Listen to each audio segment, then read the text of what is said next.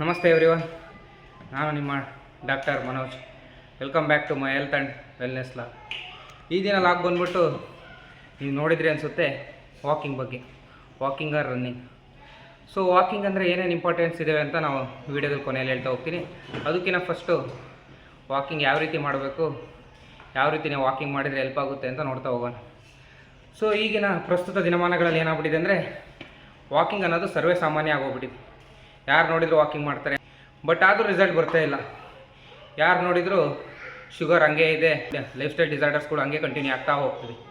ಇದರಲ್ಲಿ main problem ಏನಾಗಿದೆ ಅಂದರೆ ನಾವು ಮಾಡ್ತಿರೋ ರೀತಿ ತಪ್ಪಾಗಿರ್ಬೋದು. ಸೊ ಇವತ್ತು ನಾನು ಹೇಳ್ತಾ ಹೋಗ್ತೀನಿ ವಾಕ್ನ ಯಾವ ರೀತಿ ಮಾಡಬೇಕು, ಯಾವ ಥರ ಮಾಡಿದರೆ ನಿಮ್ಮ ದೇಹಕ್ಕೆ ಹೆಲ್ಪ್ ಆಗುತ್ತೆ. ಸೊ ಮೇಯ್ನಾಗಿ ವಾಕ್ ಅನ್ನೋದು ಒಂದು 40 ನಿಮಿಷ ಅಥವಾ ಒಂದು 5 ಕಿಲೋಮೀಟ್ರ್ ನಡೆಯೋದು ವಾಕಲ್ಲ.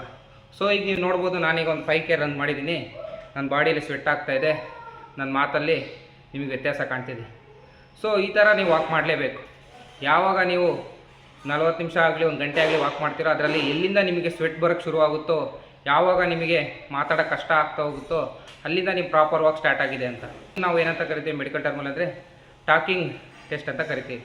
ಸೊ ಇಲ್ಲಿಂದ ನೀವು ಪ್ರಾಪರ್ ವಾಕ್ ಸ್ಟಾರ್ಟ್ ಆಗ್ತಾ ಹೋಗುತ್ತೆ. ಸೊ ನಿಮಗೆ ಯಾವಾಗ ಈ ಥರ ಸಿಂಪ್ಟಮ್ಸ್ಗಳು ನಿಮ್ಮ ಬಾಡಿಯಲ್ಲಿ ಗೊತ್ತಾಗ್ತಾ ಹೋಗುತ್ತೋ, ಆವಾಗ ನೀವು ಅಲ್ಲಿಂದ ಒಂದು 15 to 20 ಮಿನಿಟ್ಸ್ ವಾಕ್ ಮಾಡಿದರೆ ನಿಮ್ಮ ಬಾಡೀಲಿ ಏನೇನು ನಿಮಗೆ ಚೇಂಜಸ್ ಕಾಣುತ್ತೋ ಅದೆಲ್ಲ ಯೂಸ್ಫುಲ್ ಆಗ್ತಾ ಹೋಗುತ್ತೆ.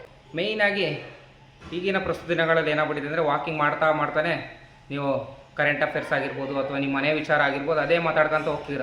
ಅಲ್ಲೂ ನಿಮ್ಮ ಬಾಡಿಗೆ ನೀವು ಟೈಮ್ ಕೊಡ್ತಾ ಇಲ್ಲ.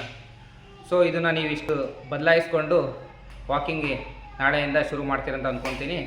ಸರ್ ವಾಕಿಂಗ್ ಅದರಲ್ಲಿ ಏನೇನು ಯೂಸು, ಏನೇನು ನಮಗೆ ಚೇಂಜಸ್ ಕಾಣ್ಬೋದು ಅಂತ ನೀವು ಕೇಳ್ತಾ ಹೋದರೆ, ಮೊದಲನೇದಾಗಿ ನೀವು 2 ರಿಂದ 5 ನಿಮಿಷ ಸ್ಟಾರ್ಟಿಂಗ್ ವಾಕ್ ಮಾಡ್ತಾ ಹೋದಾಗ ನಿಮ್ಮ ಬ್ಲಡ್ ಸರ್ಕ್ಯುಲೇಷನ್ ಜಾಸ್ತಿ ಆಗ್ತಾ ಹೋಗುತ್ತೆ.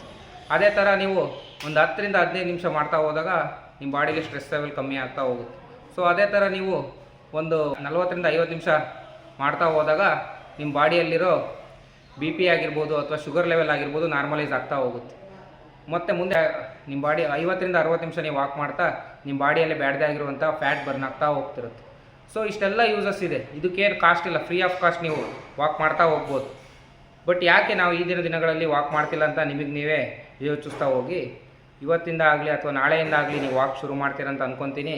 ಸೊ ಯಾರು ನಿಮ್ಮ ಫ್ರೆಂಡ್ಸ್ ವಾಕ್ ಮಾಡಲ್ಲ ಅವರಿಗೆ ಈ ರೀಲ್ನ ಶೇರ್ ಮಾಡಿ. ಹಾಗೆ ಈ ಥರ ಕಂಟೆಂಟ್ಗಳು ನಿಮ್ಗೆ ಇಷ್ಟ ಆಗ್ತಿದ್ರೆ ನನ್ನ ಇನ್ಸ್ಟಾಗ್ರಾಮ್ನ ಫಾಲೋ ಮಾಡಿ. ಅದೇ ಥರ ಈ ರೀಲ್ಸ್ಗೆ ಒಂದು ಲೈಕ್ ಕೊಡಿ.